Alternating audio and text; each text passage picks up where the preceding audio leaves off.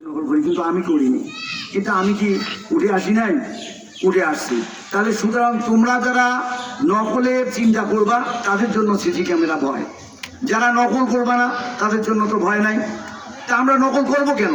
এই অনৈতিক কাজে আমরা যাব কেন? আমাদের সততা থাকতে হবে, আমাদের নীতি নৈতিকতা থাকতে হবে, বোধ বুদ্ধি বিবেক থাকতে হবে যে আমরা কোনো দিনেই জীবন গেলে আমরা নকল করবো না। কেন আমি নকল করবো? এবং ওই যে বলছে মোতালিব, আমি কেন বন্ধুর কাছ থেকে করে নেবো? এটা তো অনৈতিকতা হয়ে গেল।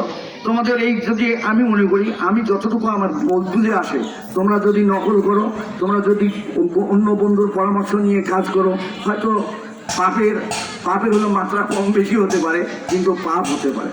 এবং এটা একটা অবৈধ উপায়, এবং এর জন্য তোমাকে সারা জীবনই হয়তো তোমার ইনকামটা অবৈধ হওয়ার সম্ভাবনা আছে। আমি মনে করি যে আমি এটা বলতেছি না যে হবেই, কিন্তু হওয়ার সম্ভাবনা আছে।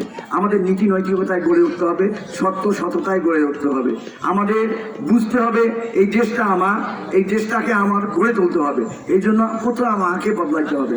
আমি দমন বাংলাদেশ নামে একটা প্রতিষ্ঠান, প্রথম স্লোগান হলো নিজেকে বদলাও, তাহলে দেশ বদলে যাবে। আমি যদি নিজেকে বদলাইতে না পারি, তাহলে কিন্তু দেশ কখনোই বদলাবে না। একটা ইউনিট, একটা মানুষ করে কিন্তু এই জাতিটা।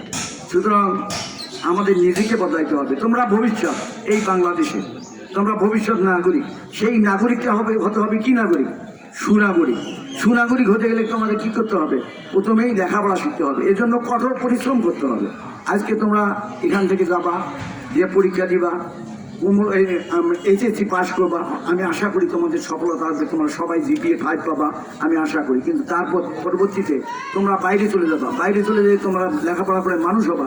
কিন্তু তোমাদের আমি বিদায় বলতেছি না, তোমাদের নারী এখানে, তোমাদের সাথে আমাদের দেখা হবে, তোমরা এখানে আসবা, এলাকার উন্নয়নে কাজ করবা।